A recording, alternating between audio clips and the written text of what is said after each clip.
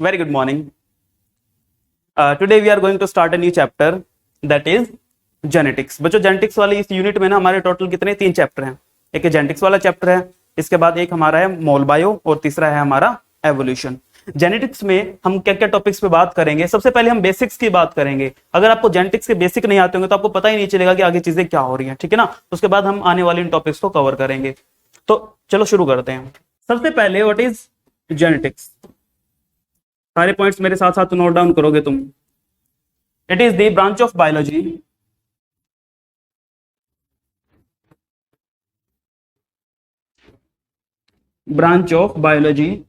which deals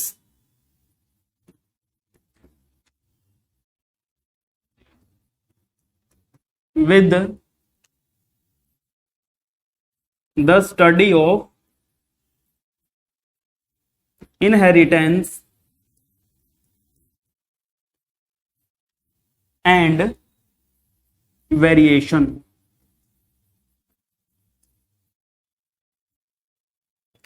genetics क्या बच्चों, biology की एक ब्रांच है जहां पे हम क्या चीज स्टडी करते हैं. हम इनहेरिटेंस को स्टडी करेंगे और हम वेरिएशन को स्टडी करेंगे. सो सबसे पहले लिखते हैं इसके बारे में कि इनहेरिटेंस होता क्या है.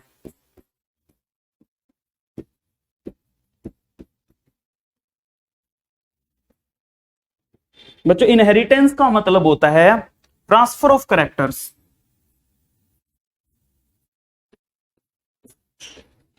Transfer of character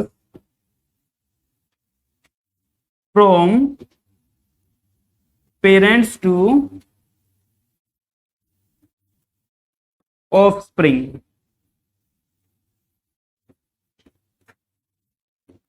parents to offspring हो गया. देखो मतलब समझते हैं. इनहेरिटेंस का मतलब transfer of character from parents to offspring. जब बच्चा पैदा होता है तो हम क्या बोलते हैं, नाक पापा के जैसी है ना, आंखें मम्मी के जैसी है, बाल इसके दादी के जैसे, इस तरीके की से बातें करते हैं.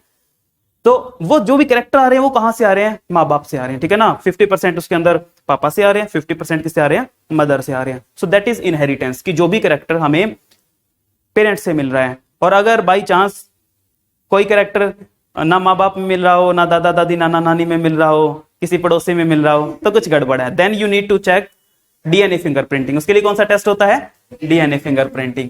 सो बच्चा जो होता है, मान लो जो बच्चा पैदा हुआ है वो कहीं ना कहीं थोड़ा सा डिफरेंट दिखेगा. ठीक है ना. मान लो पेरेंट्स के कंपैरिजन में जो बच्चा है उसमें जो भी डिफरेंसेस आ रहे हैं, बिल्कुल एग्जैक्ट कॉपी पेस्ट तो नहीं होगा, तो जो भी डिफरेंसेस होंगे उसमें, या 2 बच्चे पैदा हुए मान लो, उन दोनों बच्चों में जो डिफरेंस है इस चीज को बोलते हैं वेरिएशन. क्या बोलते हैं, variation. So what is variation.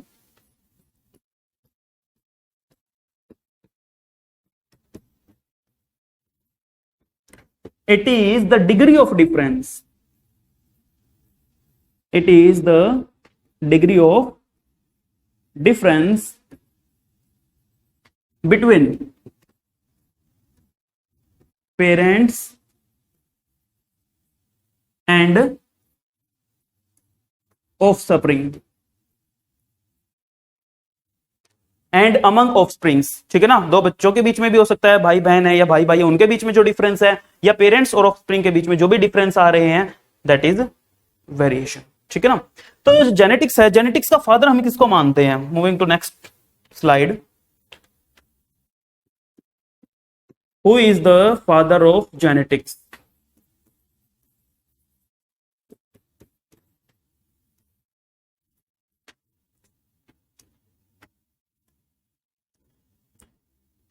Gregor John Mendel. Gregor John Mendel को हम क्या बोलते हैं बच्चों, फादर ऑफ जेनेटिक्स. लिख दिया. इसकी थोड़ी कहानी समझते हैं. देखो मेंडल जो था ना, पहली बात तो ये बायोलॉजिस्ट नहीं था, बायोलॉजी का बंदा नहीं था, ये था मैथमेटिशियन. ये क्या था, मैथमेटिशियन. अब ये है ना एक चर्च में काम करता था. ठीक है ना. एज अ प्रीस्ट एक चर्च में काम कर रहा था, और वहां पे इसके चर्च के आसपास ना मटर के पौधे उगे हुए थे. तो उसके अंदर ये जो भी चेंजेस देखता था, तो उनके चेंजेस को देख देख के ना इसके अंदर बायो के प्रति ना इंटरेस्ट पैदा हो गया. तो इसने रिसर्च करनी शुरू कर दी.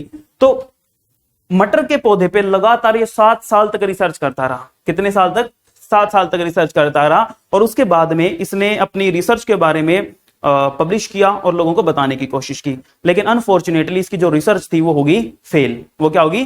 फेल। तो हम ये समझेंगे कि इसकी रिसर्च फेल क्यों? भाई 7 साल, देखो सोच करके देखो, आप अपनी जिंदगी के 7 साल एक ही पौधे पे लगे हुए हो, सारा दिन उसी को क्रॉसिंग किए जा रहे हो और रिजल्ट्स को ऑब्जर्व कर रहे हो, और फिर आपकी रिसर्च अगर फेल हो जाए तो मतलब सॉरी नॉट रिसर्च, उसकी जो रिसर्च थी वो लोगों तक पहुंच नहीं पाई, ठीक है ना। तो उसकी फेलियर के पीछे क्या रीजंस थे, इनकी बात करेंगे। तो सबसे पहली बात कि मेंडल जो था, मेंडल ने कौन से प्लांट को चूज किया अपनी रिसर्च के लिए? मेंडल ने चूज किया बच्चों पी प्लांट को, that is garden pea, that is garden pea. और गार्डन पी का बायोलॉजिकल नेम है पीजम सैटिवम, पीजम सैटिवम। कितने साल तक काम किया? वर्क फॉर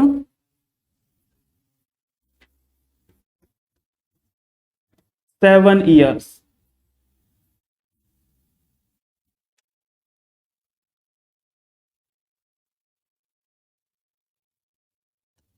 इसकी 7 साल इसने काम किया,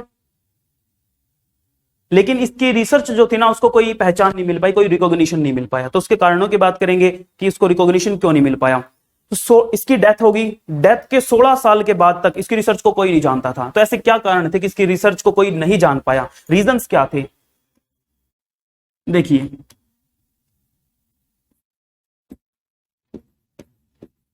reasons behind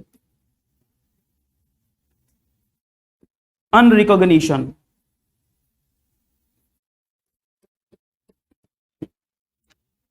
of Mendel's work.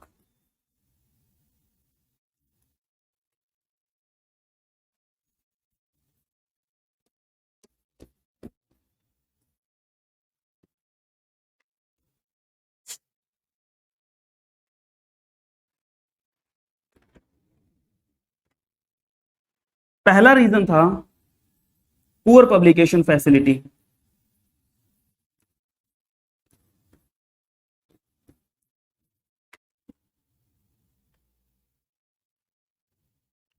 Poor publication facility. देखो बच्चों, मेंडल जब रिसर्च करता था ना, पुराने टाइम की बात है, तो उस टाइम पे ना पब्लिकेशन हाउसेस बहुत कम हुआ करते थे। आज के टाइम पे क्या पब्लिकेशन की फैसिलिटी बहुत अच्छी है, सोशल मीडिया भी इतना डेवलप हो चुका है कि एक छोटी सी आप रिसर्च करते हो ना वो तुरंत फैल जाती है। लेकिन उस टाइम पे ऐसा नहीं था, पब्लिकेशन हाउसेस बहुत कम होते थे, और जो रिसर्च करते थे ना वो रिसर्च एक लिमिटेड दायरे में लहर जाती थी। आज के टाइम पे अगर आप रिसर्च करते हो ना, आज रिसर्च करोगे, कल को है ना वो चाहे सोशल मीडिया के जरिए लगा लो, चाहे पब्लिकेशन हाउसेज के जरिए लगा लो, वो वर्ल्ड में फैल जाती है। तो जब दूसरे लोग भी आपको समझेंगे, आपकी रिसर्च को पढ़ेंगे, तो कोई ना कोई तो ऐसा होगा जो आपकी रिसर्च पे फोकस करेगा।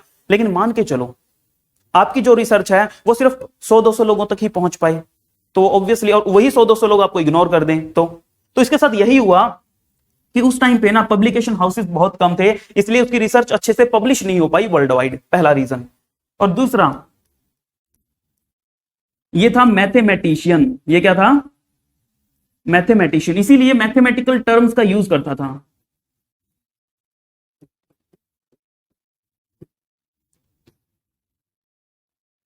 अब बायो वाले बंदे जो होते हैं ना उनको मैथमेटिकल टर्म ज्यादा समझ में नहीं आती, ठीक है ना। अब वो मैथमेटिक्स का बंदा था तो वो क्या करता था, बायोलॉजी की जो रिसर्च होती है ना वहीं पे मैथ घुसा दिया, A² B² घुसा दिया, ठीक है ना। उसने जीन को फैक्टर बोल दिया।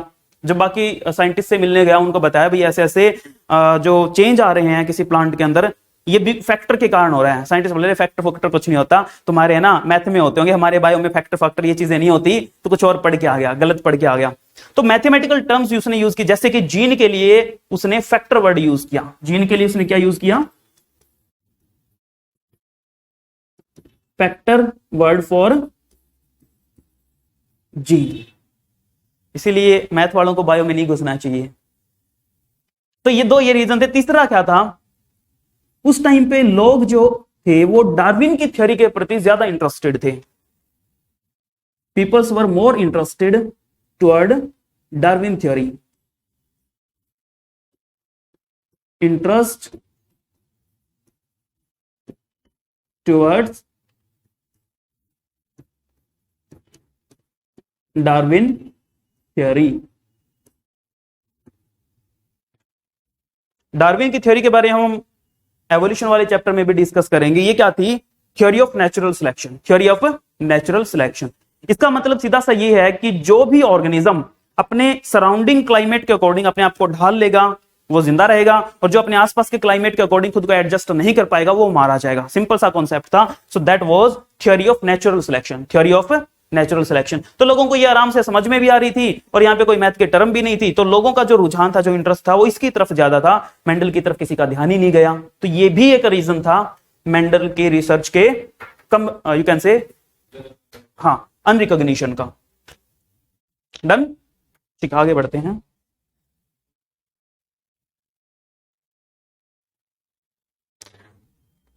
मेंडल का जो वर्क था वो कब पब्लिश हुआ, डेट नोट कर लो। मेंडल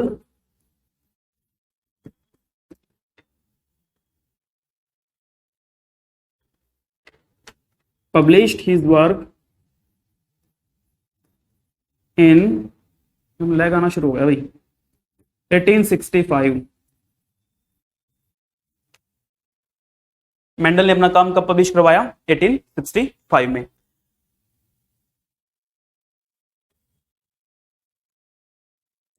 मेंडल की रिसर्च कंप्लीट होगी, मेंडल मर भी गया। मेंडल की डेथ के बाद 16 साल हो चुके हैं, ठीक है ना, और अभी तक उसके काम को कोई नहीं जानता। उसके बाद में 3 साइंटिस्ट आते हैं अलग अलग कंट्री से। उन तीनों साइंटिस्ट ने क्या किया? मेंडल की रिसर्च को स्टडी किया। स्टडी करने के बाद उनको पता लगा, मेंडल तो ठीक कहता था। मेंडल ने जितना भी बोला मटर के पौधे पे, आपको पता है मटर के पौधे पे उसने, अगर आप इंडिविजुअली काउंट करो तो 29,000 प्लांट्स पे रिसर्च की थी। 29,000 पी प्लांट्स पे उसने रिसर्च किया था, अपना इतना रिकॉर्ड मेंटेन किया था। तो 16 साल के बाद में 3 साइंटिस्ट आते हैं जो मेंडल की रिसर्च को स्टडी करते हैं और कहते हैं कि मेंडल तो बिल्कुल ठीक था, हम ही बेवकूफ थे जो उसकी महानता को समझ नहीं पाए। तो वो 3 साइंटिस्ट कौन कौन से थे बच्चों? आफ्टर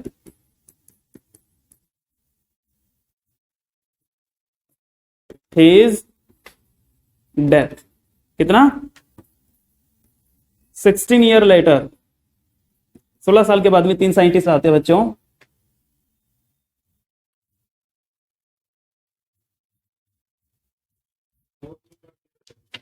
ह्यूगो डी वरीज, हाँ,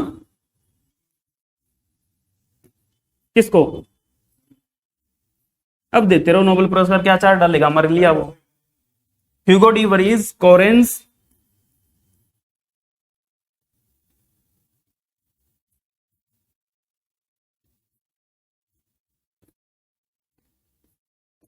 शेरमैक।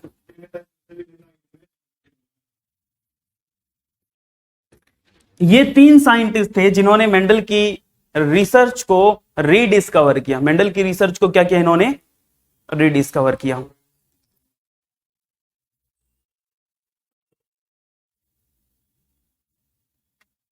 डन।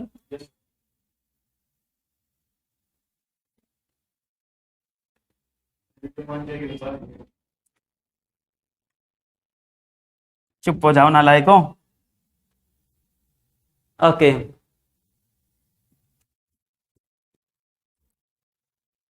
मेंडल की रिसर्च 16 साल के बाद में उनको समझ क्यों आ गई? ऐसा क्या था मेंडल की रिसर्च में कि उनको समझ में आ गई और उसके बाद में उन्होंने पब्लिश करवाया और मेंडल छा गया। अब मेंडल ने इतना सारा कंट्रीब्यूशन दिया तो हमें भी मेंडल को कुछ ना कुछ देना था, तो हमने इसको बोल दिया फादर ऑफ जेनेटिक्स। मेंडल को क्या बोल दिया? Father of genetics. So Mendel की रिसर्च के सक्सेस होने का, 16 साल के बाद में सक्सेस होने के क्या रीजन थे? पहली बात, मेंडल ने क्या किया था? Proper data management. Proper data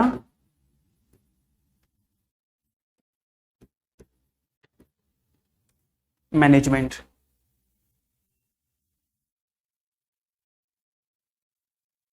Mendel ऐसा नहीं था भाई, आपकी अगर आप रफ कॉपी बना रहे हो और रफ कॉपी खत्म होने के बाद 2 दिन के बाद 3 दिन के बाद पूछ रहे ना, वो रफ कॉपी नहीं मिलती, वो चूल्हे में जाती है। तो मेंडल का ऐसा सीन नहीं था। मेंडल क्या करता? हर चीज को मेंटेन करके रखता था, साफ सुथरा लिखता था और हर चीज को अच्छे से डेजिग्नेट करता था अपनी कॉपियों में, ताकि अगर बाद में भी कोई उसकी कॉपी को पढ़े ना, उसको समझ में आ जाए कि उसने क्या एक्सपेरिमेंट किया है। सो उसने क्या किया होता? Proper data management.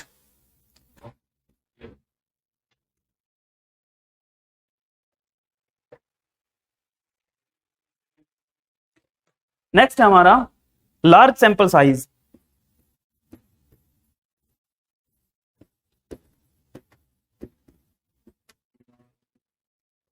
Sample size.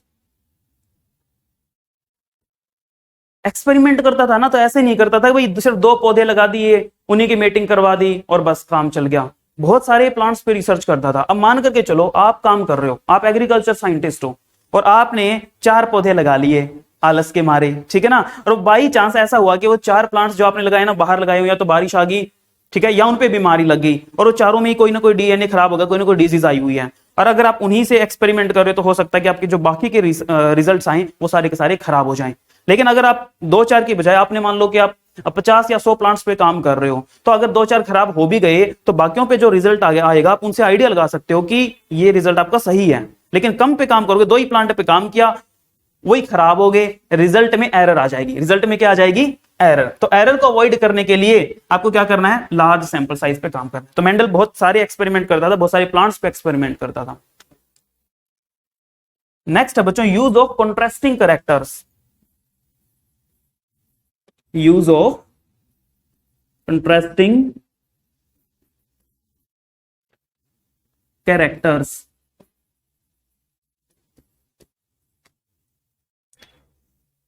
Mendel ने कॉन्ट्रास्टिंग कैरेक्टर्स का इस्तेमाल किया अपनी स्टडी को करने के लिए। कॉन्ट्रास्टिंग कैरेक्टर्स का क्या मतलब होता है कि फॉर एग्जांपल फ्लावर की अगर बात करें, ठीक है ना, तो फ्लावर जो लग रहा है, फ्लावर या तो वायलेट ही होगा या व्हाइट ही होगा। तो उसने इस चीज के ऊपर काम किया। अब उसको आराम से पता चल जाएगा कि फ्लावर वायलेट वाला आ रहा है तो ये अलग चीज है, ये व्हाइट वाला आ रहा है तो ये अलग चीज है। इंटरमीडिएट कोई भी कैरेक्टर नहीं चूज किया।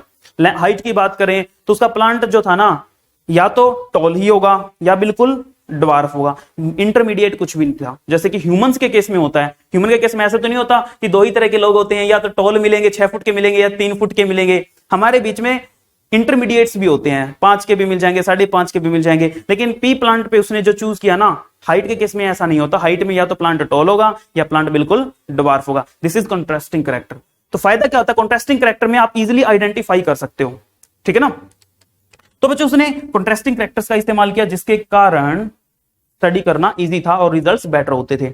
अब कितने कॉन्ट्रास्टिंग कैरेक्टर्स उसने इस्तेमाल किए? उसने किए बच्चों 7 कॉन्ट्रास्टिंग कैरेक्टर्स। कितने? टोटल 7 के कॉन्ट्रास्टिंग कैरेक्टर्स की उसने बात की। तो मैं ये 7 कैरेक्टर्स जो हैं ये अभी लिखने जा रहा हूं, आप भी नोट करेंगे इनको।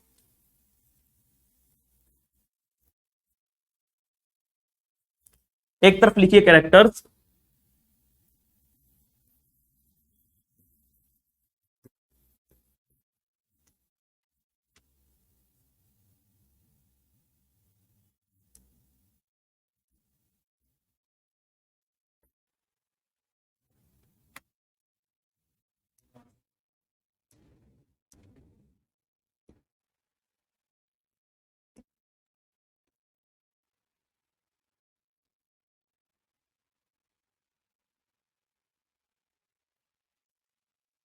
कैरेक्टर्स हो गए।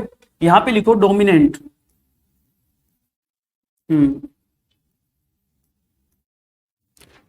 रिसेसिव,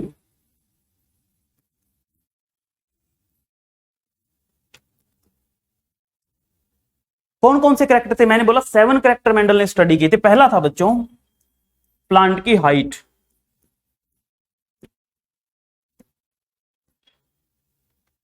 हाइट में टॉलनेस जो है वो एक ड्वार्फ कैरेक्टर है। प्लांट या तो टॉल होगा या कैसा होगा? ड्वार्फ। ऊपर देखो मैंने क्या लिखा है, एक तरफ लिखा है बच्चों डोमिनेंट, एक तरफ क्या लिखा है? रिसेसिव। डोमिनेंट का मतलब होता है भाई जिसकी चौधर होती है, जिसकी चलती है। जैसे घर में भी होता है ना, किसी के घर में माँ की चलती है, ठीक है ना, मम्मी के हाथ में बेलन होता है, ठीक है ना, तो वहां पे मम्मी डोमिनेंट है, ठीक है। और जहां पे पापा की चलती है पापा डोमिनेंट है, ठीक है ना। सो डोमिनेंट वो होता है जिसकी चल रही है, जो अपने आप को अपना इफेक्ट शो कर पा रहे हैं। और रिसेसिव वो है जो अपने आप को अच्छे से एक्सप्रेस नहीं कर पा रहे हैं। नेक्स्ट लिखिए फ्लावर कलर।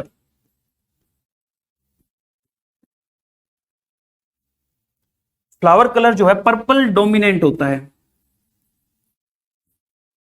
और व्हाइट फ्लावर कलर रिसेसिव है।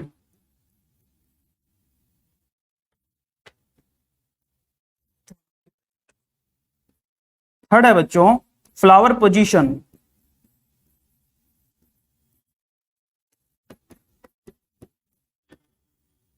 डोमिनेंट में आएगा आपका एक्सिलरी, रिसेसिव में आएगा टर्मिनल। एक्सिलरी का मतलब क्या है, जो आपका फ्लावर है वो साइड में लगा हुआ है, ठीक है ना, this is axillary, like this. और टर्मिनल का मतलब क्या है, मान लीजिए यहां पे लगा दो फ्लावर को, दिस इज टर्मिनल, ठीक है।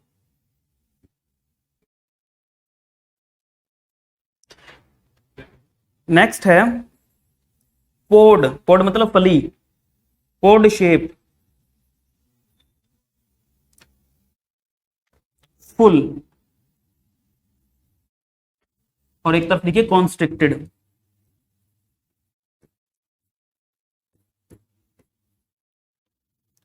फुल जो है, फुल वाली जो पोड होगी वो आपको कुछ ऐसी दिखेगी,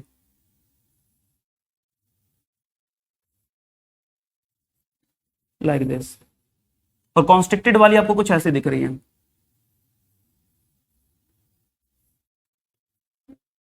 ठीक है ना। हाँ, तो ये पोड की बात है, फली की बात है।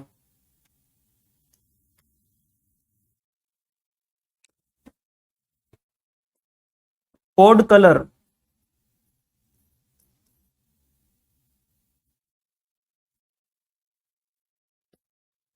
पोड कलर में ग्रीन जो कलर है वो डोमिनेंट है और येलो पोड कलर रिसेसिव है।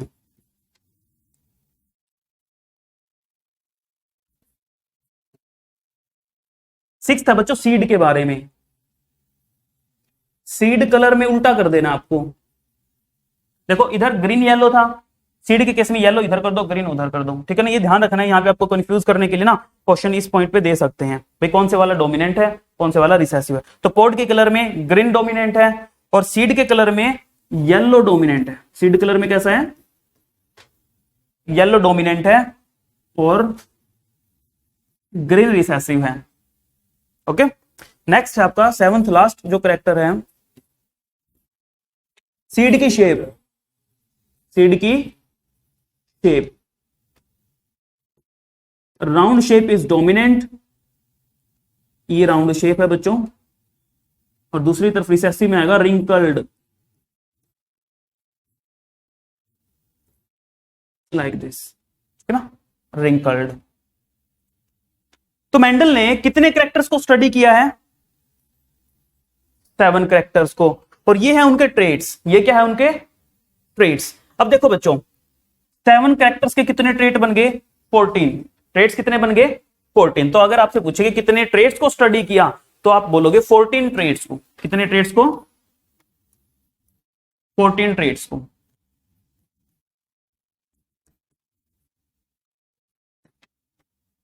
डन, चलिए आगे बढ़ते हैं। अब करते हैं बच्चों कुछ इंपॉर्टेंट टर्म्स जो आपको आगे चल के काम आएंगी।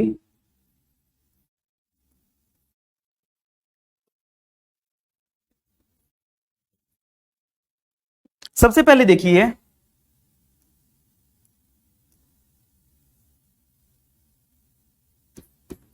होमोजाइगस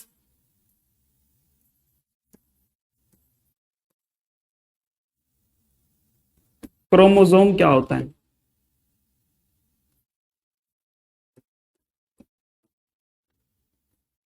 एक है homozygous, sorry not homozygous, it is homologous.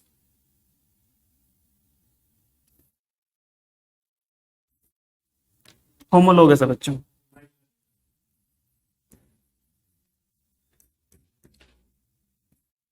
एक है नॉन होमोलोगस।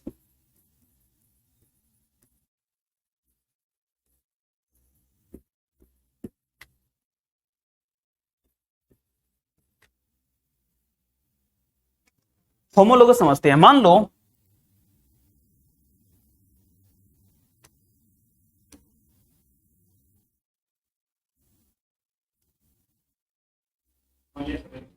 ये एक सेल है, ये क्या है, एक सेल, और इस सेल के अंदर ये है क्रोमोसोम।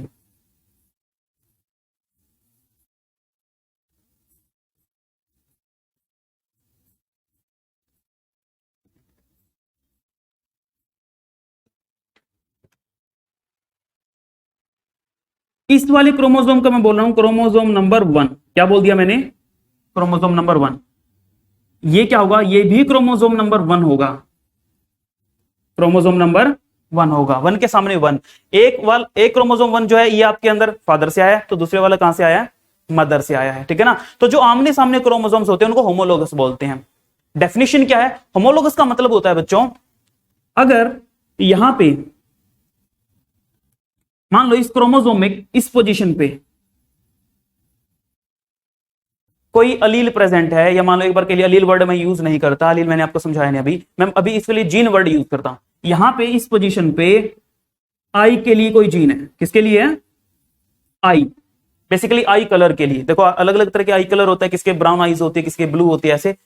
तो यहां पे अगर आई कलर वाला जीन है ना, तो यहां पे भी इस वाला मिलेगा, आई कलर वाला ही जीन मिलेगा।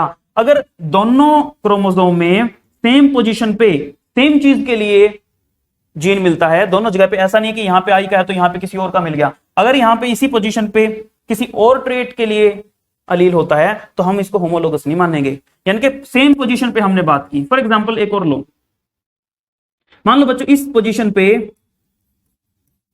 हाइट के लिए जीन है, तो इसके सामने वाली पोजीशन पे भी किसके लिए होना चाहिए? हाइट के लिए ही जीन होना चाहिए, तभी आप इसको होमोलोगस बोलोगे। तभी क्या बोलोगे? होमोलोगस। दैट मींस कि आमने सामने जो क्रोमोसोम है उनमें सेम लोकस पे सेम जीन होना चाहिए। ठीक है ना? That is homologous. अगर मैं बात करूं नीचे वाले की, ये दोनों एक दूसरे के लिए होमोलोगस है। साहिल इधर देखो, this is chromosome number 2, this is also chromosome number 2। अब यहां पे देखो, अगर क्रोमोसोम नंबर 2 और 2 ये दोनों आपस में होमोलोगस हैं, लेकिन अगर इनकी बात करें आपस में, ये नॉन होमोलोगस है। ठीक है ना? क्योंकि यहां पे अगर मान लीजिए हाइट के लिए जीन है, तो इसी पोजीशन पे हाइट के लिए नहीं मिलेगा, मुझे किसी और चीज के लिए जीन मिलेगा। मान लीजिए कि यहां पे मिलेगा कोई भी अलग चीज हो सकती है, फॉर एग्जांपल हेयर कलर के लिए। ठीक है ना? तो ये आपस में क्या हो गए? Non homologous. इसके अलावा अगर ह्यूमन क्रोमोसोम्स की बात करें, हमारे अंदर कितने पेयर होते हैं? अंशु अंशु बताएगी कितने कितने पेयर ऑफ क्रोमोसोम्स होते हैं हमारे अंदर? 23, 46 टोटल 46 क्रोमोसोम होते हैं ना। तो मान लीजिए कि यहां पे ये मैंने बीच में बनाए 23 पेयर्स, 23 पेयर। अब अगर मैं बात कर रहा हूं, ये सेल बनाई मैंने किसी पुरुष की, सेल मैंने किसकी बनाई? किसी पुरुष की। तो इसके अंदर जो 23rd पेयर होगा बच्चों, ये कौन सा होगा? X Y. कौन सा होगा? X and Y. ठीक है ना? मेल में एक्स वाई होता है, फीमेल में एक्स और एक्स होता है। तो यहां पे देखो एक्स और वाई का अगर कंपैरिजन करें हम आपस में, तो इनके दोनों के जो अलील होंगे, या आप कह सकते हो जो जीन होंगे, वो अलग अलग होंगे। अगर बच्चों मान लो यहां पे इस पोजीशन पे आपको स्किन कलर के लिए कोई जीन दिखाई दे रहे हैं, तो यहां पे इस पोजीशन को काउंट नहीं करोगे, क्योंकि इसमें टोटली जो जीन होंगे वो बिल्कुल इससे डिफरेंट होंगे। यहां पे इस पोजीशन पे कोई और मिलेगा, इस पोजीशन पे कोई और मिलेगा। तो यहां पे दोनों में अलग अलग पोजीशन पे, मतलब सेम पोजीशन पे अलग अलग तरह के जीन है। तो क्या ये होमोलोगस है? नहीं, ये नॉन होमोलोगस है। एक्स एंड वाई आपस में क्या है बच्चों? Non homologous. क्यों? क्योंकि सेम लोकस पे अलग अलग जीन है। If same locus has different gene, then they are non homologous chromosomes. Female के केस में क्या होता? फीमेल के केस में होते हैं एक्स एक्स। अगर फीमेल के होते तो यहां पे क्या होते? X x. ये दोनों होमोलोगस है, क्योंकि यहां पे सेम पोजीशन पे या सेम लोकस पे आपको सेम जीन दिखाई देते। होमोलोगस नॉन होमोलोगस का कंसेप्ट समझ में आ गया ना? ठीक है।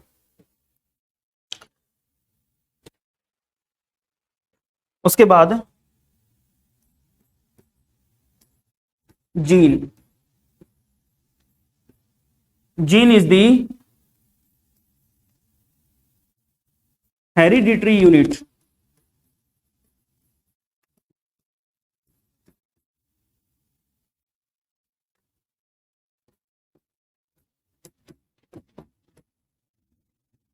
Gene is the hereditary unit of DNA, ठीक है ना। इस जीन के कारण ही आपके अंदर जो भी कैरेक्टर्स दिखते हैं वो किसके कारण होते हैं, जीन के कारण, क्योंकि जीन ही अपने आप को एक्सप्रेस करता है प्रोटीन की फॉर्म में। जीन अपने आप को कैसे एक्सप्रेस करता है, प्रोटीन की फॉर्म में एक्सप्रेस करता है। जो भी आपके अंदर माँ बाप से जो भी बच्चों में कैरेक्टर्स आ रहे हैं वो किसके कारण अपीयर हो रहे हैं, वो जीन के कारण अपीयर हो रहे हैं। मेंडल ने जीन को फैक्टर बोला, मेंडल ने जीन को क्या बोला, factor. Mendel used the term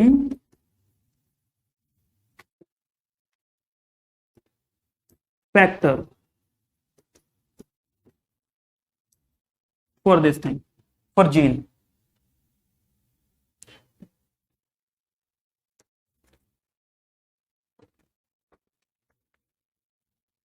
हो गया अंशु, डन। नेक्स्ट है बच्चों अलील।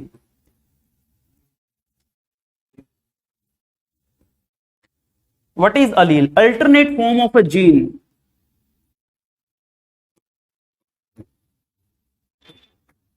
Alternate form of a gene। जैसे कि मान लो ये एक सेल है, इस सेल में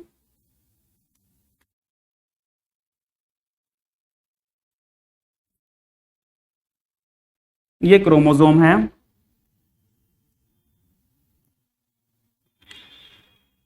क्रोमोसोम के अंदर आपका डीएनए पैक होता है और डीएनए के पास होते हैं जीन। क्रोमोसोम के अंदर डीएनए पैक है, डीएनए में क्या आपके जीन है, ठीक है ना। तो अलील क्या होते हैं, alternate form of a gene. मान लो यहां पे और इसी सेम पोजीशन पे अगर हम बात करें, अब मान लो बच्चों एक वाला क्रोमोसोम ये आपको मिला है फादर से और इधर वाला आपको मिला है मदर से, और जो पोजीशन मैंने डिनोट किया यहां पे, ये पोजीशन है हाइट वाले जीन के लिए। ये पोजीशन किसके लिए, हाइट वाले जीन के लिए। तो हो सकता है कि फादर से आपको डोमिनेंट वाला अलील मिले, अब मैं क्या वर्ड यूज करूंगा, अलील, और मदर से आपको मिल गया रिसेसिव वाला। मदर से आपको क्या मिल गया, रिसेसिव वाला। तो है तो दोनों ही जीन, ठीक है ना, लेकिन मैं इनको बोल रहा हूं अलील। एक वाला, एक जो है वो डोमिनेंट फॉर्म है जीन की, एक क्या है, रिसेसिव फॉर्म है, ठीक है ना। तो एक ही जीन के दो फॉर्म है, एक वाला अपने आप को एक्सप्रेस कर सकता है वो डोमिनेंट है, और दूसरे वाला अपने आप को एक्सप्रेस नहीं कर सकता है वो क्या है, रिसेसिव है। तो एक ही जीन, हाइट का जीन है, जीन किसका है, हाइट का, लेकिन फॉर्म अलग अलग है, एक डोमिनेंट फॉर्म है, एक रिसेसिव फॉर्म है।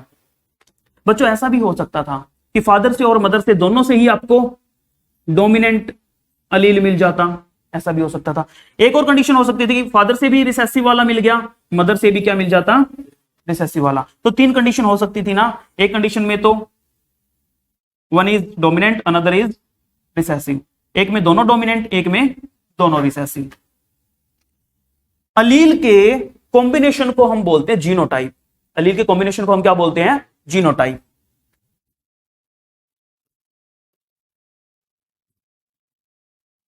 जीनोटाइप में देखो बच्चों, यहां पे कितने तरह के जीनोटाइप आ रहे हैं हमारे।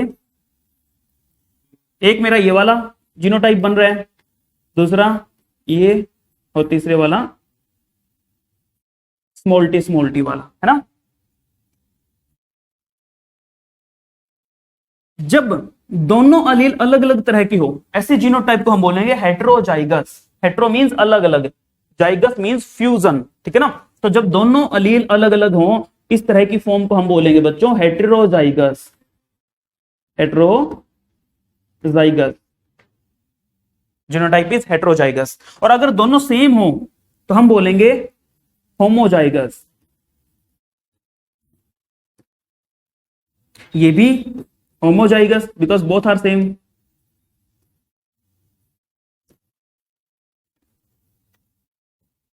समझ में आया। हेट्रो का मतलब अलग अलग, जाइगस का मतलब होता है फ्यूजन, अलग अलग साथ में फ्यूज हुए हैं, और जब सेम सेम फ्यूज हो रहे हैं दैट इज होमोजाइगस। अब ऊपर वाला जो है ये है होमोजाइगस डोमिनेंट, होमोजाइगस डोमिनेंट, और नीचे वाला क्या है, होमोजाइगस रिसेसिव।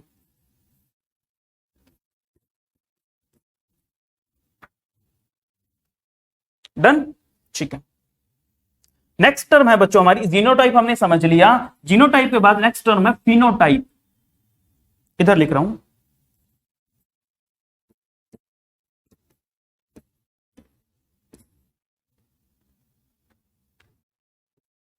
फिनोटाइप का मतलब क्या होता है? फॉर एग्जाम्पल, मान लो मैं आपको एक पेड़ दिखा रहा हूं और मैंने बोला कि अंशु मुझे ये बताओ कि पेड़ की हाइट कैसी है, ठीक है ना, हाइट के बारे में पूछ रहा हूं। तो आप बोलोगे कि सर टॉल है, या बोलोगे ड्वार्फ है, ठीक है ना। आपको कैसे पता चला कि प्लांट टॉल है या ड्वार्फ? देखने से, just by observing outer appearance, morphological appearance से आपको पता चल रहा है। या मैं बोलूं कि ये फ्लावर, देखना जरा इसकी तरफ, आप बोलोगे सर फ्लावर का कलर तो पिंक है, या फ्लावर का कलर व्हाइट है। तो जो भी चीजें आपको देखने से पता चल रही है वो होता है फिनोटाइप, ठीक है ना। या आप लिखिए यहां पे मॉर्फोलॉजिकल अपीयरेंस,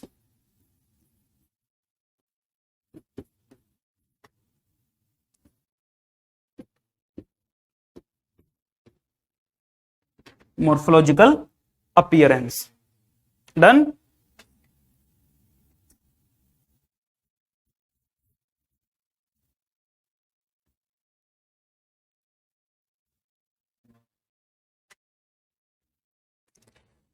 चलिए जी चेक करते हैं कहां तक पहुंच चुके हैं। कैरेक्टर और ट्रेट में मैंने डिफरेंस आपको बता दिया। एक और यहां पे लिख देते हैं अलग से हम,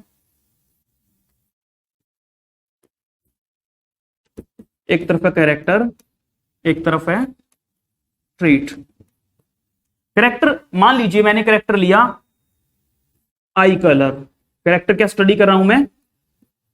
आई कलर। तो बच्चों आई कलर में कई तरह के ट्रेट हो सकते हैं। ब्लैक आई कलर भी हो सकता है, ब्लू आई कलर भी हो सकता है, इट कुड बी ब्राउन। तो ये सारे एक ही कैरेक्टर के ट्रेट्स हैं, एक ही कैरेक्टर के ट्रेट्स हैं।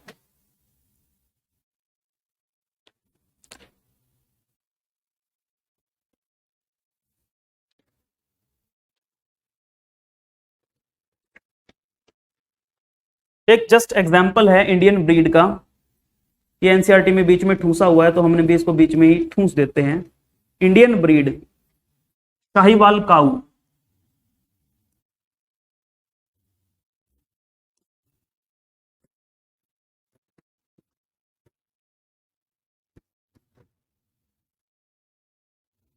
शाहीवाल काऊ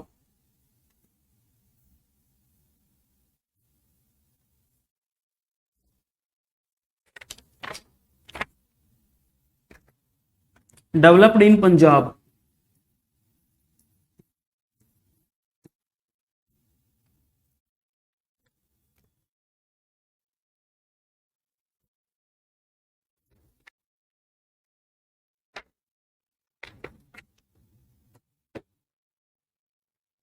हो गया। चलिए नेक्स्ट टर्म पे आते हैं, पुनेट स्केयर।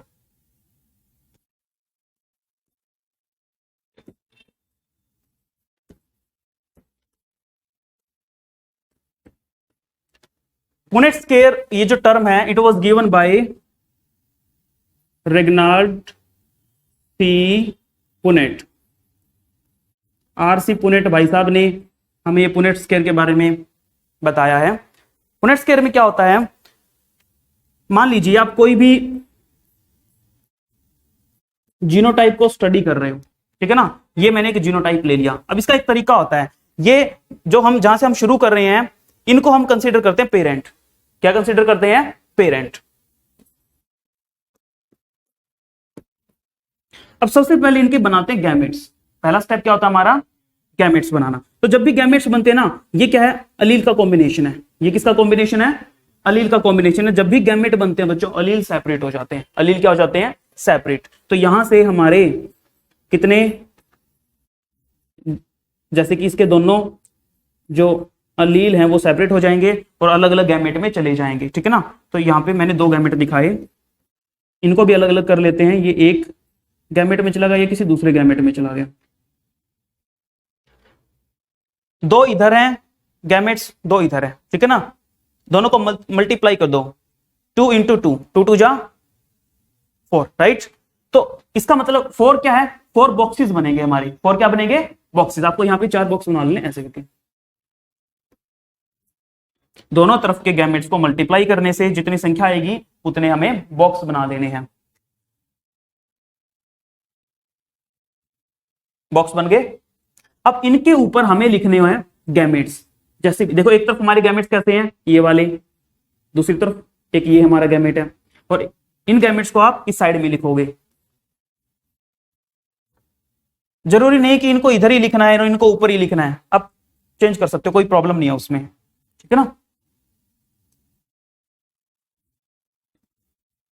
हो गया यहां तक। अब इनके कॉम्बिनेशन बनाने, देखो जैसे ऊपर क्या है, कैपिटल टी, नीचे क्या है, स्मॉल टी। हमेशा याद रखना बच्चों, सबसे पहले डोमिनेंट वाला लोगे, उसके बाद में रिसेसिव वाला लोगे। ऐसे नहीं कर दोगे कि पहले स्मॉल टी वाला फिर कैपिटल टी वाला, हालांकि उससे फर्क कुछ नहीं पड़ेगा, बट मेंडल हर चीज को एक पैटर्न में लिखता था, तो हमें उस चीज को समझना है कि सबसे पहले हम कैपिटल वाला लिखते हैं, उसके बाद हम स्मॉल लेटर वाला लिखते हैं। तो अगेन ऊपर कैपिटल टी है, इधर से स्मॉल टी, तो सभी में लगभग यही बनेंगे, इधर से स्मॉल टी, इधर से कैपिटल टी, स्मॉल टी। ये कॉम्बिनेशन हमारे बन गए। ये बन गया हमारा पुनेट स्क्वायर। क्या बन गया, पुनेट स्क्वायर। अब पुनेट स्क्वायर के जो भी रिजल्ट्स होंगे उनकी बात हम थोड़ा रुक के करेंगे। यहां तक कहानी समझ में आ गई। अब इस पुनेट स्क्वायर से ना आप एक चीज निकाल सकते हो, आप मेंडल के लॉज की बात कर सकते हो यहां से, तो मैं अभी यहां पे इंक्लूड नहीं करता, मैं नेक्स्ट पेज पे जा रहा हूं। यहां तक नोट कर लिया। Okay, let's talk about laws of Mendel.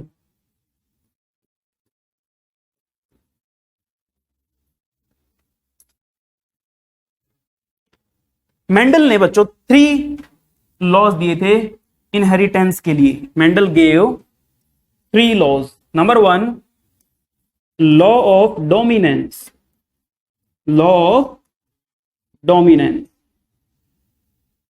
Second है law of segregation, law of segregation.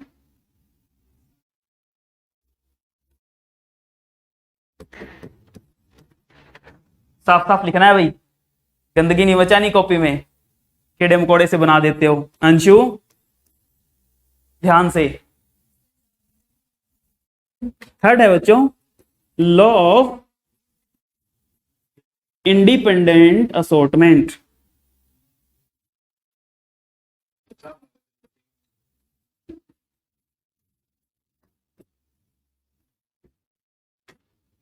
ये 3 लॉज हैं, इनकी बात करेंगे।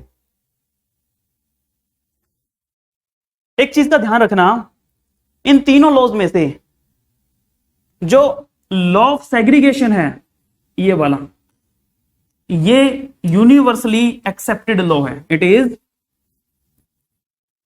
यूनिवर्सली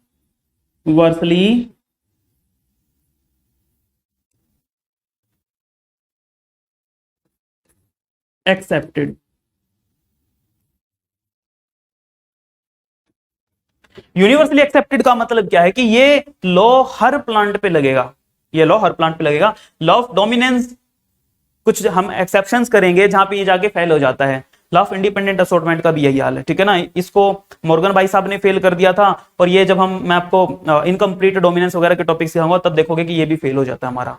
तो जो हर जगह पे हर प्लांट पे लागू हो रहा है वो कौन सा है, लॉ ऑफ सेग्रीगेशन। तो इसीलिए मैंने बोला इट इज यूनिवर्सली एक्सेप्टेड। देखते हैं ये लॉज क्या कहते हैं। सबसे पहले बात करते हैं लॉ ऑफ डोमिनेंस की।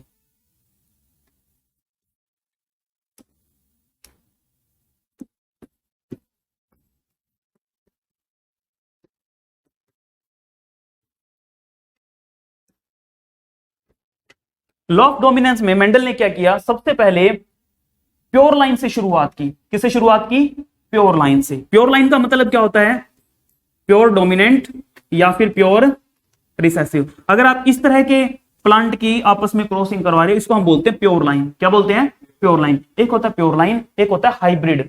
मान लो ये प्योर लाइन है और ये क्या है, हाइब्रिड। तो मेंडल ने हाइब्रिड से शुरुआत नहीं की, उसने शुरुआत की है प्योर लाइन से। इनकी क्रॉसिंग करवाई है। अब आपको पता है कैसे क्रॉसिंग करवानी है, ठीक है ना। तो जब क्रॉसिंग करवाएंगे गैमेट्स बनेंगे, उसके बाद गैमेट्स के ऊपर आप लिख दोगे लाइक दिस।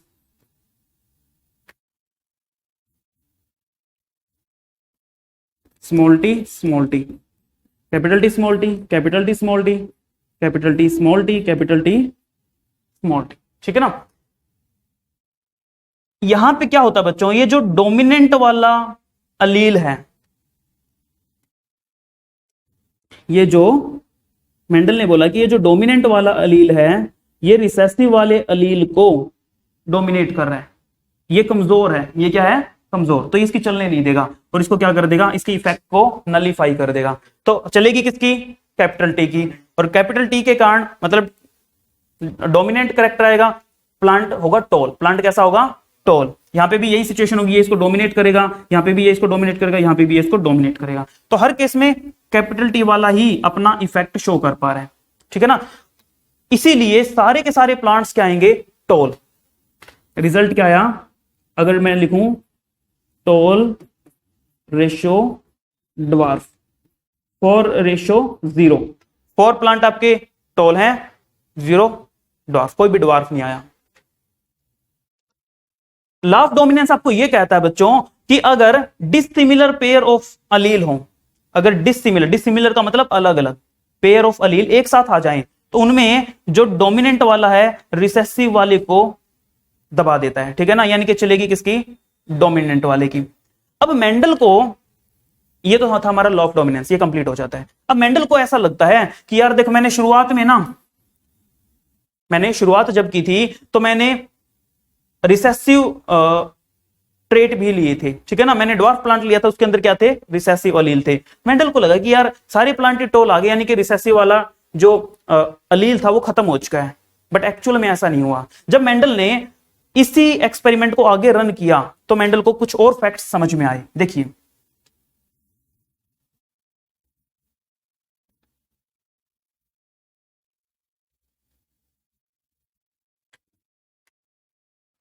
पहली बात तो ये कि ये जो फर्स्ट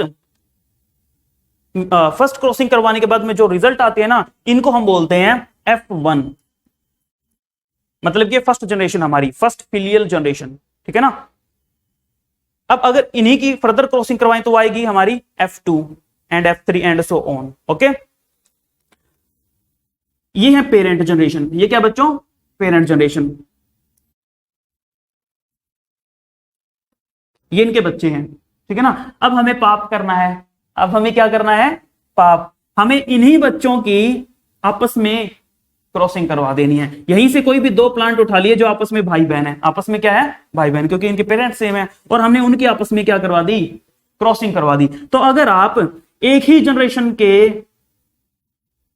प्लांट्स की आपस में क्रॉसिंग करवाते हो, इस चीज को बोलते हैं सेल्फिंग। क्या बोलते हैं, सेल्फिंग। सेल्फिंग क्या होता है, एक ही जनरेशन के दो प्लांट ले लिए, यहीं से आपने एक ले लिया बच्चों कैपिटल टी स्मॉल टी, और दूसरा भी कैपिटल टी स्मॉल टी, एक ही जनरेशन के। ठीक है ना, अब इस एक्सपेरिमेंट को आप आगे रन करोगे, सबसे पहले क्या बनाओगे, gametes.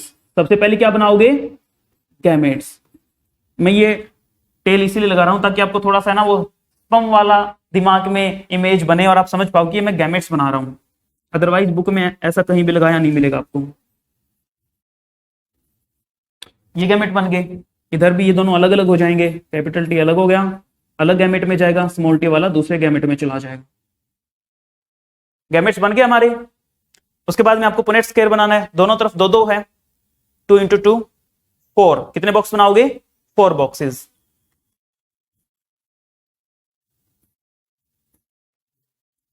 Capital T small T, capital T small T.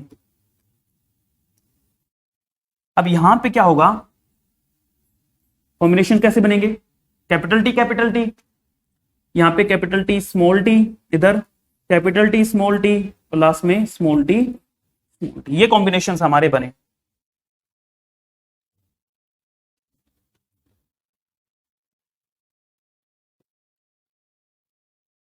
Done. Mendel ने यहां पे क्या नोटिस किया, मेंडल ने देखा कि ये कॉम्बिनेशन वाला प्लांट हमारा टोल आया है। कैसा आया है, टोल, क्योंकि यहां पे ये वाला भी डोमिनेंट है, ये वाला भी डोमिनेंट है, दोनों डोमिनेंट है, तो प्लांट कैसा होगा, टोल। सेकंड केस में ये वाला डोमिनेंट है और ये इसको क्या कर देगा, दबा देगा। भाई इसकी चौधर है, डोमिनेंट है ये, इसकी तो चलेगी नहीं, इसकी चलेगी। तो प्लांट यहां पे भी कैसा होगा? टोल। प्लांट यहां पे भी कैसा होगा? टोल। लेकिन यहां पे दोनों रिसेसिव हैं, कोई भी अपने आप को एक्सप्रेस नहीं कर सकता, तो प्लांट कैसा हो जाएगा? ड्वार्फ। यहां से मेंडल को एक बात समझ में आई। देखो पिछले एक्सपेरिमेंट में इस जगह पे मेंडल को लगा था कि यार ये वाला जो मतलब कि ड्वार्फ वाले जो अलील थे ना, वो डिसअपीयर हो गए हैं। वो क्या हो गए हैं? डिसअपीयर, क्योंकि सारे टोल आ गए थे, एक भी ड्वार्फ नहीं था। तो मेंडल को लगा ये इसकी तो ना, इसका तो नामो निशानी खत्म कर दिया। लेकिन जब इसी एक्सपेरिमेंट को उसने आगे रन किया तो फिर से ड्वार्फ आ गया। तो मेंडल को लगा कि डिसअपीयर नहीं हुआ था, बस इसको मौका नहीं मिला अपने आप को एक्सप्रेस करने का, क्योंकि इसको दबाने वाला कोई इसके साथ में बैठा था।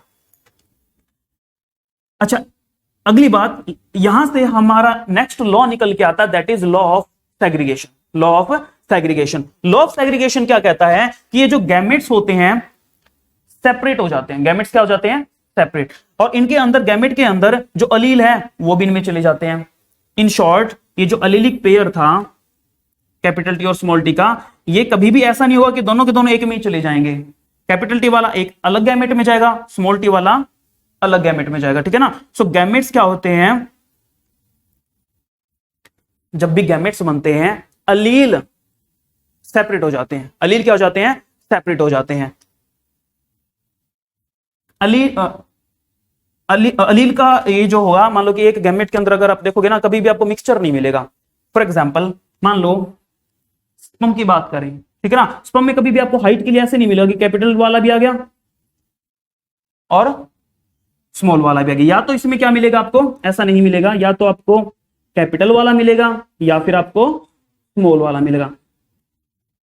Gametes are never hybrid. Gametes are never hybrid. Right down, gametes are never hybrid. क्योंकि जो अलील होते हैं, अलील क्या हो जाते हैं? उनके सेपरेट हो जाते हैं। अलील क्या हो जाते हैं? सेपरेट। हमने क्या बोला है? इस लॉ को हमने क्या बोला बच्चों? Law of segregation. सेग्रीगेशन का मतलब ही होता है, सेग्रीगेशन का मतलब होता है सेपरेट होना। सेग्रीगेशन का मतलब क्या होता है? सेपरेट होना। तो सेपरेट कौन हो रहा है? अलील सेपरेट हो रहे हैं। कब? जब गैमेट का फॉर्मेशन हो रहा है, ठीक है। So during gamete formation, pair of allele they get separated. That is the reason gametes are never hybrid, ठीक है ना। they are always pure. gametes are always pure. next point लिखिए, gametes are always pure for any trait. for any trait.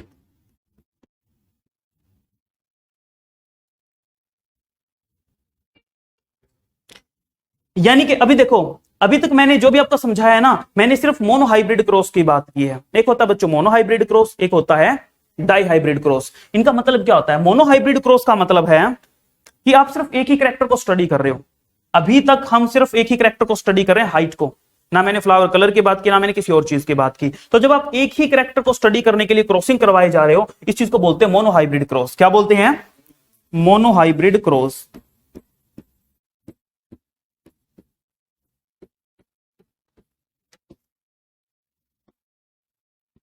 Cross made for the study of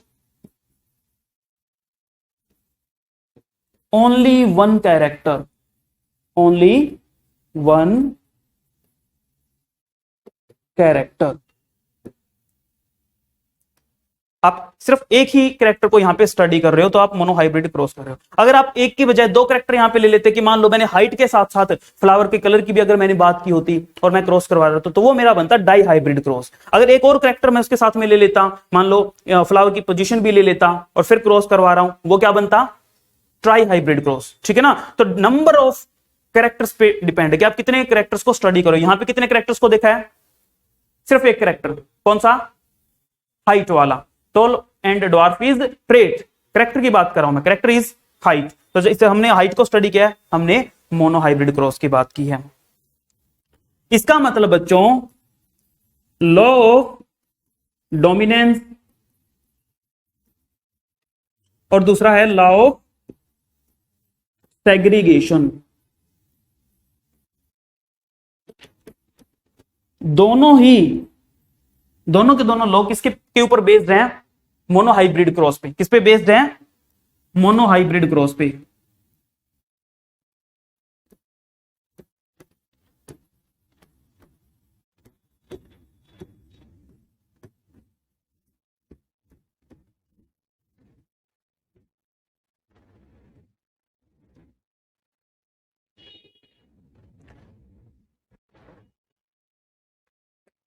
हो गया सबका? इसका जो third law था कौन सा था बच्चों? Law of independent assortment. उसमें मोनोहाइब्रिड क्रॉस से काम नहीं चलेगा, उसमें कराएंगे हम डाई हाइब्रिड क्रॉस। उसमें क्या करवाएंगे? Dihybrid cross. उससे हमारे रिजल्ट्स आएंगे, तो वो थोड़ा रुक के हम समझेंगे। उससे पहले हम कुछ और टॉपिक्स कवर करेंगे। इससे पहले हमने क्या क्या लिखा हुआ है?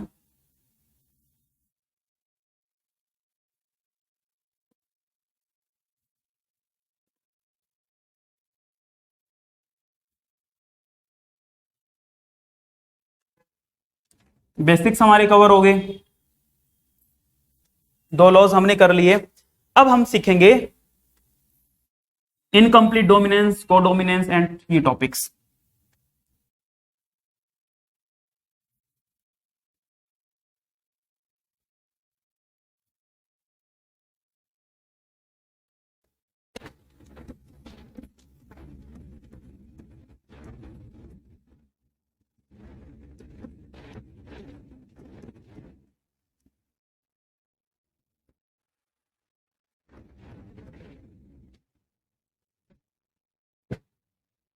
Incomplete dominance. देखो भाई, मेंडल जब तक जिंदा था ना तब तक किसी को नहीं पता था इनकम्प्लीट डोमिनेंस वगैरह के बारे में। ये चीज है ना बहुत बाद में आई है। मेंडल के लॉ की धज्जियां उड़ाती है इनकम्प्लीट डोमिनेंस या कोडोमिनेंस। कैसे? चलिए समझते हैं। देखो बच्चों, इनकम्प्लीट डोमिनेंस हमें किसमें देखने को मिला? सबसे पहले तो आपको एग्जांपल पता होनी चाहिए। एग्जांपल इसका डॉग फ्लावर। डॉग फ्लावर, इसी डॉग फ्लावर को बोलते हैं बच्चों स्नैप ड्रैगन।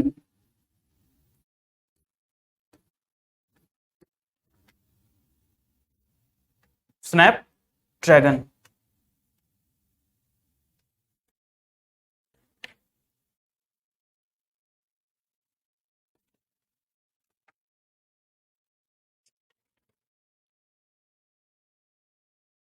बायोलॉजिकल नेम है इसका Antirrhinum majus. Antirrhinum majus. और दूसरा एग्जांपल है हमारा मिराबिलिस जाल्पा।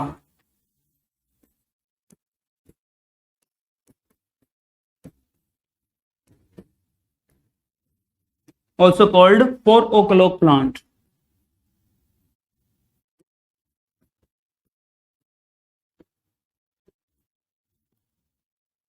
ये प्लांट्स जो है इनकम्प्लीट डोमिनेंस शो कर रहे हैं।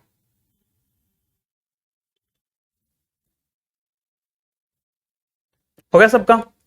ओके, डायरेक्ट हम क्रॉस के जरिए इस चीज को समझने की कोशिश करेंगे।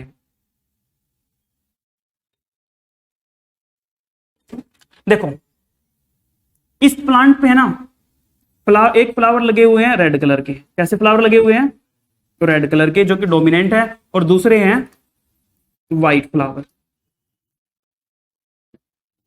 प्लांट पे दो तरह के फ्लावर लगे हुए हैं, red flower and white flower.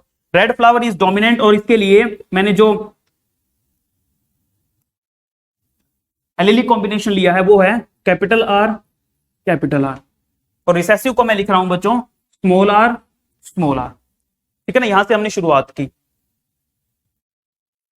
सबसे पहले आप इनके गैमेट्स बनाएंगे और उसके बाद में इनको आप पुनेट स्क्वायर के जरिए क्रॉस करवा दोगे। तो आपको पता है कैसे आएंगे।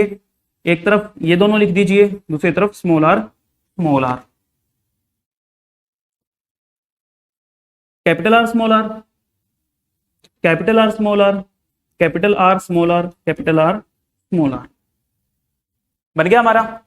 अब देखो मान लीजिए कि आपने ये चीज सॉल्व की है पेज पे, पेज पे आपने ये, इधर देखो साहिल, आपने ये पेज पे सॉल्व किया, उसके बाद में आप इस पेज को लेके गए मेंडल के पास, मेंडल भाई साहब ये देखो हमने ये सॉल्व किया है, इसका रिजल्ट बताना जरा। आपने मेंडल को ये बोला, मेंडल क्या बोलेगा, मेंडल कैसे इसको सोल्व करता, अभी मेंडल की बात बता रहा हूं, ठीक है ना। मेंडल बोलता भाई ये डोमिनेंट है, ये रिसेसिव है, ये वाला इसको डोमिनेट कर देगा, इसकी तो चलेगी नहीं, और फ्लावर का कलर आ जाएगा रेड, फ्लावर का कलर कैसा आ जाएगा, रेड, और बाकियों में भी यही होगा। तो मेंडल बोलता all flower will be red. हम बोलते भाई मेंडल इधर आ, लगाते इसके कान के नीचे, तेरे को कुछ नहीं आता जाता, तूने अपनी जिंदगी के 7 साल खराब कर दिए। हर प्लांट्स पे ऐसा नहीं होता, जैसा तूने मटर के पौधे पे देखा है, हर केस में ऐसा नहीं होता। यहां पे क्या हुआ बच्चों, यहां पे सीन बिल्कुल अलग है। अब हम एक्चुअल सीन समझते हैं कि यहां पे रिजल्ट क्या मिला।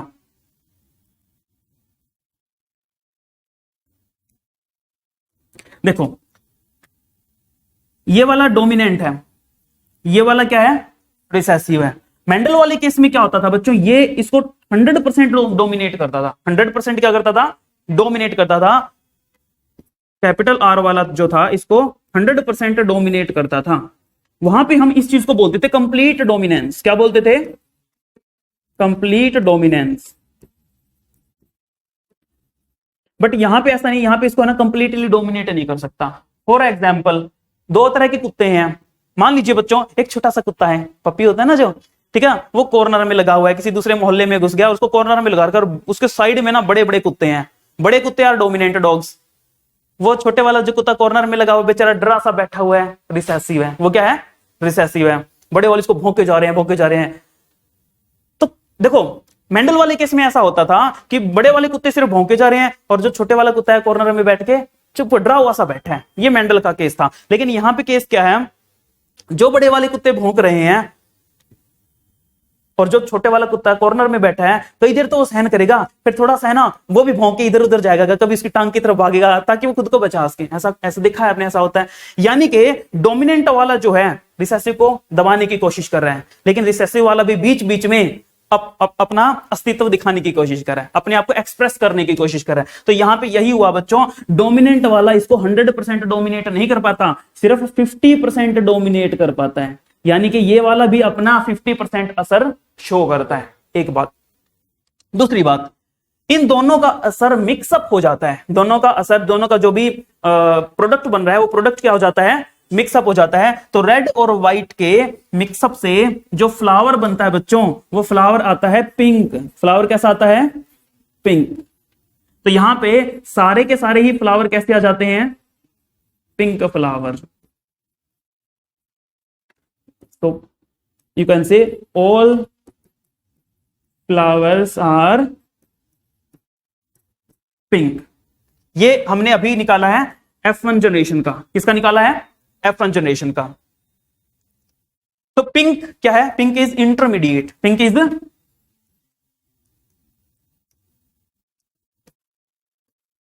इंटरमीडिएट। यहां तक बात समझ आ गई। अब हमें इसको थोड़ा सा एक्सपेरिमेंट को और आगे रन करना है। F1 के बाद में आप F2 जनरेशन निकाल लोगे।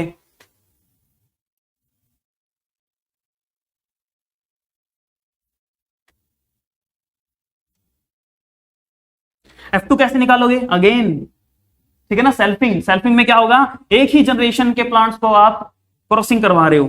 कैपिटल आर, चलो ऊपर वाला ही कलर ले लेते हैं, capital R small r, capital R small r. Gametes बना लोगे, कैपिटल आर अलग हो जाएगा, स्मॉल आर अलग हो जाएगा।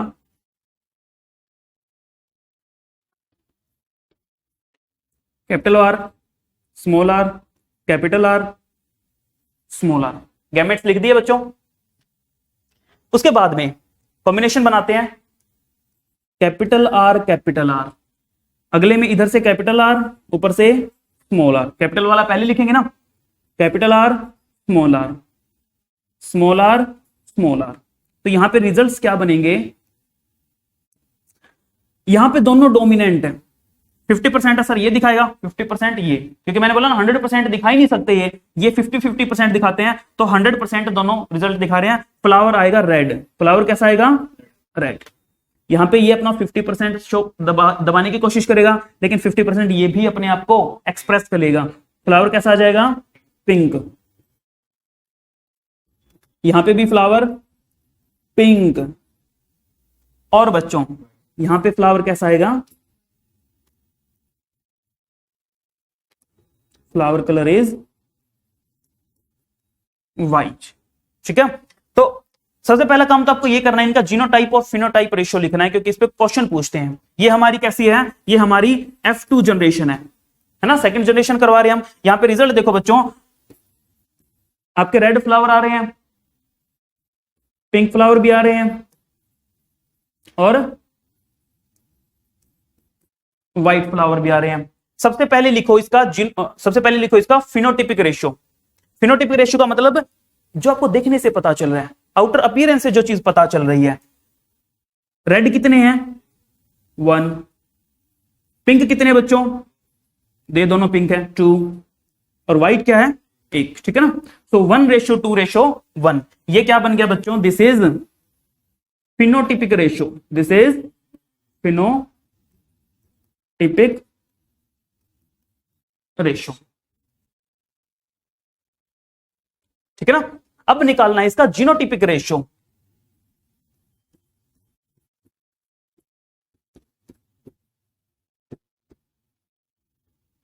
जीनोटिपिक रेशियो का मतलब क्या है? कितने होमोजाइगस डोमिनेंट है, कितने हेट्रोजाइगस है। ठीक है ना, इस तरीके से। तो यहां पे देखिए कैपिटल आर कैपिटल ये क्या है? Homozygous dominant. ठीक है ना, एक हमारा ये है। क्या कैपिटल आर दोबारा कहीं पे आ रहा है? नहीं, सभी बॉक्सेज में सिर्फ एक ही है, मैं लिख दूंगा इसके नीचे 1। उसके बाद नेक्स्ट आपका capital R small r. Total 4 boxes में से कितने में है? 2 में है ना, 2। उसके बाद स्मॉल आर 4 बॉक्सेज में से सिर्फ एक में है, ये भी 1। जीनोटिपिक रेशियो क्या आ गया? 1:2:1। यहां पे हमने एक और चीज नोटिस की कि इनकंप्लीट डोमिनेंस के अंदर फिनोटिपिक रेशियो और जीनोटिपिक रेशियो आर सेम। ठीक है ना, so note down this point. In case of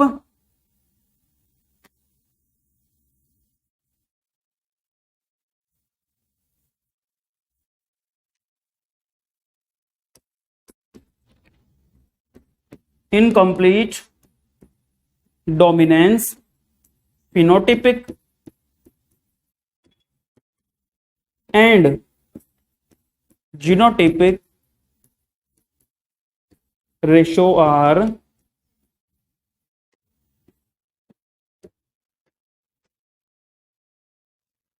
same. Incomplete dominance समझ में आ गया? ठीक है, एक पॉइंट तो हमें यह समझ में आया इसका कंक्लूजन में। ठीक है ना, और दूसरी चीज हमें यह समझ में आई है कि यहां पे जो रिजल्ट्स होते हैं हाइब्रिड के केस में, हमने देखा कि देखो जैसे यहां पे हाइब्रिड बना था, हाइब्रिड के केस में जो रिजल्ट्स हैं वो मिक्सअप हो रहे हैं। रिजल्ट क्या हो रहे हैं? मिक्सअप। और इसीलिए इंटरमीडिएट करेक्टर आ रहा है। कैसा करेक्टर आ रहा है? इंटरमीडिएट। सेकंड पॉइंट है इंटरमीडिएट्स आर प्रोड्यूस्ड।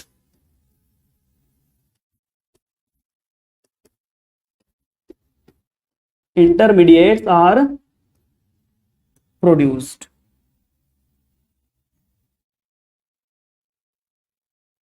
हो गया?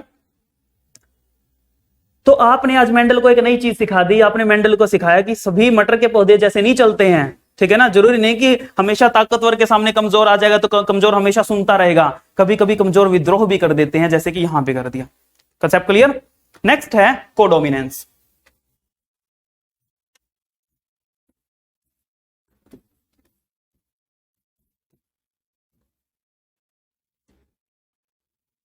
Codominance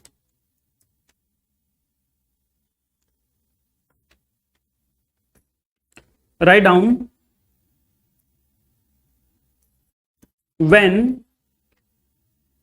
two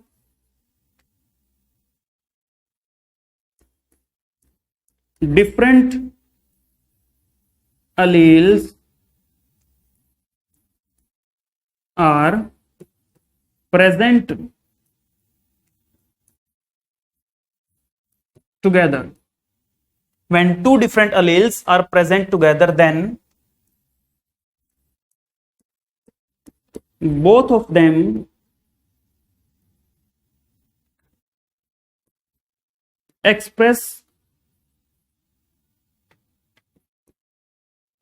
themselves equally. क्या लिखा बच्चों मैंने? when two different alleles are present together, then both of them express themselves equally. यहां पे दो एग्जांपल आते हैं आपके. सबसे पहले एग्जांपल लिखो, फिर आपको कंसेप्ट समझाता हूं. पहला एग्जांपल है कोट कलर इन कैटल, और दूसरा एग्जांपल आपका A B blood group, A B blood group. लिख दिया आपने? इसका मीनिंग समझते हैं.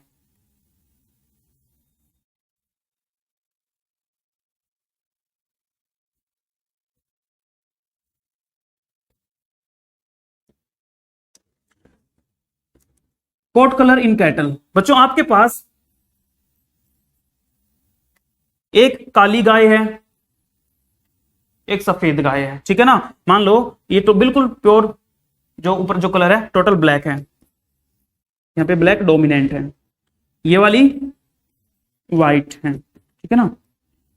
आपने मेटिंग करवाई और आपने कॉम्बिनेशन बनाया, पुनेट स्क्वायर आपने ड्रॉ किया. क्या पुनेट स्क्वायर ड्रॉ किया? आपको पता है कैपिटल बी स्मॉल बी. अब मैं मुझे है ना वो सब मैं नहीं बना रहा, डायरेक्ट कर रहा हूं इसको. Capital B small B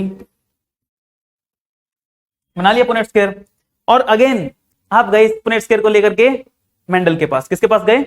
Mendel के पास. मेंडल को बोला भाई साहब देखना, इसको जरा सॉल्व करके दिखाना भाई, इसका रिजल्ट क्या आएगा. अब मेंडल ने सोचा कि यार पिछली बार तो तेरी पिटाई करके चले गए थे. क्यों? केस कौन सा था? इनकम्प्लीट डोमिनेंस का, जहां पे मेंडल फेल हो गया था, राइट. अभी दूसरा केस लेके आए हैं. अब मेंडल बोलेगा कि हाँ अब की बार मुझे पता है ये वाला इसको है ना 50% डोमिनेट करेगा, तो पूरी तरीके से इसकी चलेगी नहीं, और कलर्स जो प्रोड्यूस होंगे, कलर्स की इंटरमिक्सिंग हो जाएगी. तो ब्लैक और व्हाइट कलर का अगर मिक्सअप करें ना, ग्रेइश सा कलर आएगा, यानी कि गाय ग्रे बनेगी. बोला भाई गाय तो ग्रे बनेगी. हमने फिर उसको लगाया अच्छे से. अबे तेरे को कुछ नहीं आता जाता, तूने अपनी जिंदगी के 7 साल बर्बाद कर दिए. हम सिखाएंगे तेरे को जेनेटिक्स. हमने बोला भाई यहां पे केस एक और अलग है, टोटली डिफरेंट केस है. यहां पे है ना कोई किसी को डोमिनेट करने की कोशिश नहीं कर रहा है, ठीक है ना. डोमिनेंट अलील और रिसेसिव अलील साथ साथ में तो जरूर हैं, यानी कि वो कुत्ते बैठे तो हैं, छोटा कुत्ता भी बैठा है कॉर्नर में, बड़ा कुत्ता भी बैठा है, लेकिन बड़े वाला कुत्ता अपनी मस्ती में चूर है, छोटे वाला कुत्ता अपनी मस्ती में चूर है. दोनों है ना छत की तरफ मुंह करके भौंक रहे हैं ना, इसको उससे कुछ लेना देना है ना, उसको उससे कुछ लेना देना है. तो यहां पे क्या हो रहा है, जो ये डोमिनेंट वाला है ये अपने आप को एक्सप्रेस करेगा ब्लैक कलर की फॉर्म में, और ये वाला भी अपने आप को एक्सप्रेस करेगा व्हाइट कलर की फॉर्म में. यानी कि जो गाय बनेगी ना वो ना तो ब्लैक होगी ना व्हाइट, वो क्या होगी,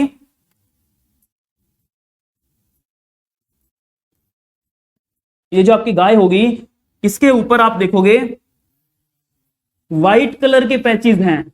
ये किस चीज के पैचेस हैं? व्हाइट कलर के पैचेस भी हैं, और ब्लैक कलर का ये जो बाकी का हिस्सा बच गया ये क्या है? ब्लैक है. मिक्स नहीं हुए हैं. व्हाइट कलर ने भी अपने आप को एक्सप्रेस किया है और ब्लैक कलर ने भी अपने आप को एक्सप्रेस किया है. तो यानी कि ना तो वो मेंडल वाला पहले वाला केस हुआ कि उसको डोमिनेट कर देगा. देखो अगर मेंडल वाला केस होता तो क्या होता है, ये इसको डोमिनेट कर देता और गाय कैसी बनती? ब्लैक. गाय कैसी बनती? ब्लैक. बट ये केस नहीं हुआ, ठीक है. इनकम्प्लीट डोमिनेंस होता तो गाय कैसी बनती?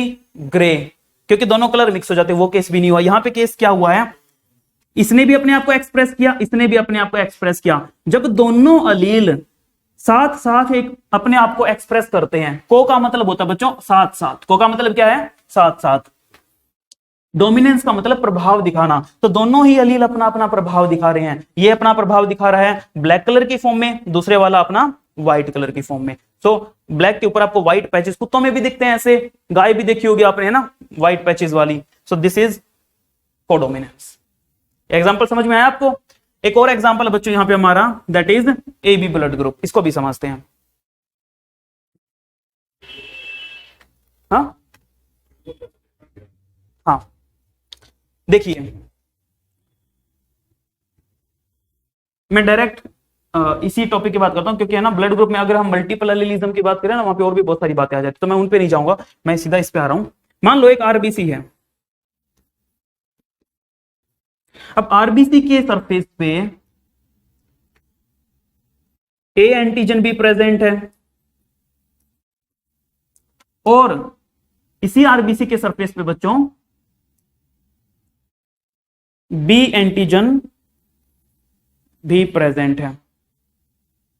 आरबीसी के सरफेस पे ए एंटीजन भी प्रेजेंट है, बी एंटीजन भी प्रेजेंट है। अगर इनका एलिलिक कॉम्बिनेशन आप देखोगे ना, तो कुछ ऐसा लिखा मिलेगा, हम इसको ऐसे लिखते हैं आई ए आई बी। मैं आई क्यों यूज कर रहा हूं बच्चों, क्योंकि जो हमारे एंटीजन्स होते हैं उनको बनाने वाला आई जीन होता है। आई जीन है, ये क्या बनाता है, it makes antigens, antigens like A antigen या फिर बी एंटीजन। तो इस केस में क्या है, आपका ये वाला अलील भी है, आई ए भी है और आई बी भी है। अब अगर आई ए और आई बी दोनों साथ साथ में है तो क्या होगा बच्चों, ये वाला भी डोमिनेंट है, ये वाला भी क्या है, डोमिनेंट है, और ये वाला भी डोमिनेंट है। लेकिन इन दोनों का एक दूसरे से कोई लेना देना नहीं है। जैसे कि कलर के केस में हमने देखा था कि ब्लैक कलर का व्हाइट कलर का आपस में कोई लेना देना नहीं है। सिमिलरली इन दोनों का आपस में कोई लेना देना नहीं है। तो ए वाला ये जो अलील है ये भी अपने आप को एक्सप्रेस कर रहा है, आरबीसी के सरफेस पे दिख रहा है हमें, और ये वाला भी अपने आप को एक्सप्रेस कर रहा है। तो जब दोनों अलील एक दूसरे, दोनों अलील अपने अपने आप को 100% एक्सप्रेस कर रहे हैं, ये भी 100%, ये भी खुद को 100% एक्सप्रेस करता है, और एक दूसरे से कोई लेना देना नहीं है, this is codominance, this is codominance. दोनों एग्जांपल याद कर लोगे। So that's it, thank you so much, मिलते हैं नेक्स्ट।